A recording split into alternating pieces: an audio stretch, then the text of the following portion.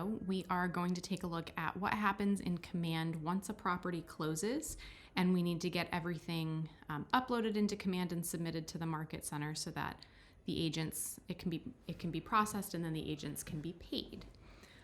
So you'll see I'm already actually in an opportunity in Command. If you need a quick refresher on how to get to this point, I usually go to I click over here on the handshake, that's opportunities, and then I click on opportunities, and then I search for part of the street address. We're looking for 805 Main Street. I have found that if you put too much information into that search bar, sometimes it doesn't pull up the property, so I go with a less is more approach to the search. But here we've got 805 Main Street. And if we go over here to documents, we can see that the listing and the under contract documents, this actually said approved earlier. I submitted something else in it.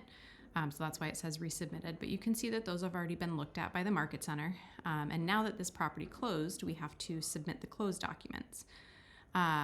So we're going to click right here, and you can see the required documents for every closing is going to be the settlement statement, the new deed. It says copy of a commission check, but sometimes we don't have that, and they do accept it if we don't have it.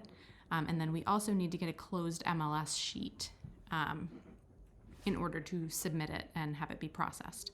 So to get all of that, you're going to go to .loop. A lot of times Rachel gets our transaction manager. She gets the closing documents and she'll put them into .loop, so you should be able to grab them right from there. And sometimes she puts the closed MLS in for you, so you can see that it's already in there. If for some reason it wasn't already in there, you would just log into MLS, pull up the property, and print a private detail screen to a PDF so that we can put that into Command. I'll go over how to do that in both MLSs at the end of this.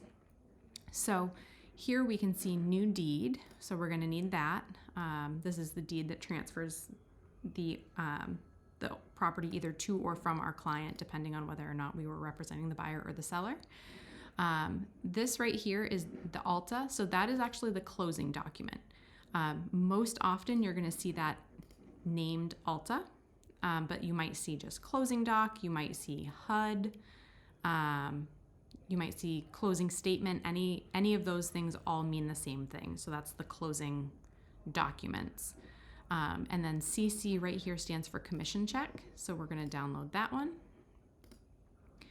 And then right here is the closed MLS. And like I said, fortunately, Rachel already put that into the loop for us this time. So we don't have to go get it. And we're going to need to put that into Command. So downloaded all of those to our computer, and now we can go over here to Command, and we can just upload each of the appropriate. So the settlement statement is that's the ALTA, and again, it can be ALTA, settlement statement, HUD, closing docs, closing statement. All of those things mean the same thing. So that one goes here. New deed, we downloaded. Copy of commission check, that's going to be the CC file. And then copy of closed MLS listing sheet, we go here, closed MLS. And that's all we need on this one. There's places for additional documents, but on this particular one, that's all we need. So now we can just hit submit, and that's everything on getting that into the Market Center. Now, really quick, if for some reason the MLS sheet is not already in .loop, the way you're going to do that is, I'll close this. So 805 Main Street, I don't think we have in New Hampshire MLS because it's actually, it's a main property. But we can just pull up, we'll just pull up a random listing. We'll pull up this one. So if you needed to print one, you would pull up the MLS sheet by searching for it in MLS. And then you would go to, actually, I apologize. I go to More here and then click on PDF. And then you can download it from here. The one thing that you want to make sure is that we need, in New Hampshire MLS, it's called the agent detail. So whatever detail, it has to start with this agent and that's how you know that it's the correct report. It's usually what the default is. So I personally use the view that's agent one page G2 if it's all the information on one page. So that's my preference. And I would, now that I have it here, I could just download it as a PDF onto my computer and upload it if I needed to. Main MLS is slightly different, so we're going to go into that real quick. So that's me.flexmls.com, and I'm going to get logged in.